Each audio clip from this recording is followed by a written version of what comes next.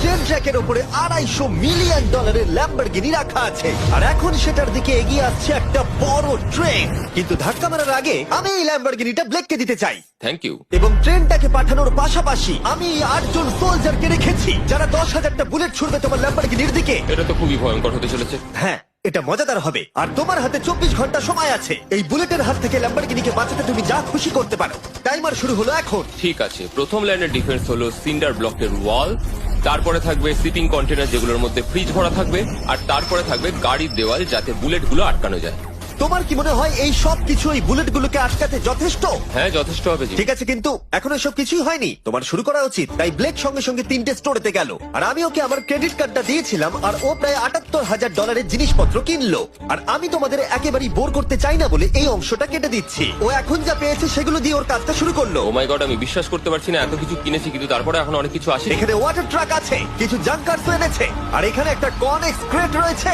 ও তো অনেক জিনিস নিয়ে এসেছে। এটা একটা পাগলামি। ওই মেশিন গান ধরে থাকা লোকগুলোকে নিয়ে ভয় পেও না, ধরে না ওরা ওখানে নেই। হ্যাঁ, সত্যি কথা বলতে আমি নিজেও জানি না ওরা ওখানে কি করছে। 5 ঘন্টা কেটে গেছে আর ও একদম সামনে স্টোরেজ কন্টেনারটা রাখছে 10,000 বুলেটের এগেনস্টে। এই তো খুব ভালো, খুব ভালো। আরেকটু। তোমার কি মনে হয় শিপিং কন্টেনারগুলো বুলেটগুলোকে আটকে দেবে? একদমই নয়।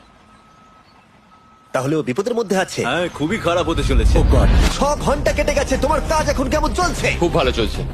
তুমি শিওর? যতক্ষণ না কন্টেনারটা নামছিল আমি শিওর হতে পারছিলাম না, কিন্তু এখন আমি শিওর। আমি ওদেরকে জিজ্ঞাসা করলাম এগুলো কি বুলেটকে আটকাতে পারবে, আর ওরা বলল না। আর ওর আমার কথা শোনার পরে মাথা খারাপ হয়ে গেল। ও সারা রাত জেগে কাজ করলো।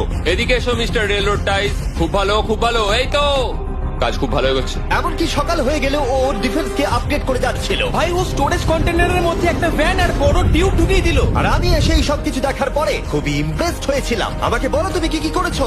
আমি সামনে অনেক কংক্রিট রেখেছি আর সব থেকে লম্বা ওয়ালটা মাঝখানে করেছি যাতে মেশিন গানের গুলিগুলো আটকানো যায়, কারণ ওগুলো খুব ভয়ঙ্কর। স্টোরেজ কন্টেনারে গাড়ি আর অনেকগুলো জলের ড্রাম রেখে দিয়েছি। আর তোমরা যদি এই দিকে আসো তোমরা দেখতে পাবে ও ল্যাম্বরগিনিটা এখানে রাখা আছে সবকিছুর মাঝখানে। একদম ঠিক, খুব সুন্দর ভাবে। তোমার কি মনে হয় এই সবকিছু বুলেটগুলোকে আটকাতে পারবে? হ্যাঁ, পারবে।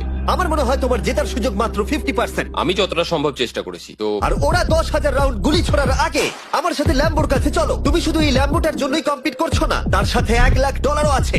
কি? হ্যাঁ সত্যি, এটা তো জানাই ছিল না। এটা ইন্স্যুরেন্সের জন্য যথেষ্ট হবে। 24 ঘন্টা কেটে গেছে।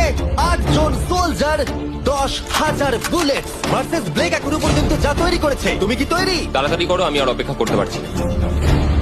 আমরা তৈরি জিমি, তুমি বললেই ফায়ার করবো। স্যার আপনি ফায়ার করতে পারেন। রোজার দ্যাট। ফায়ার করো। ও মাই গড! দেখে যেন মনে হচ্ছে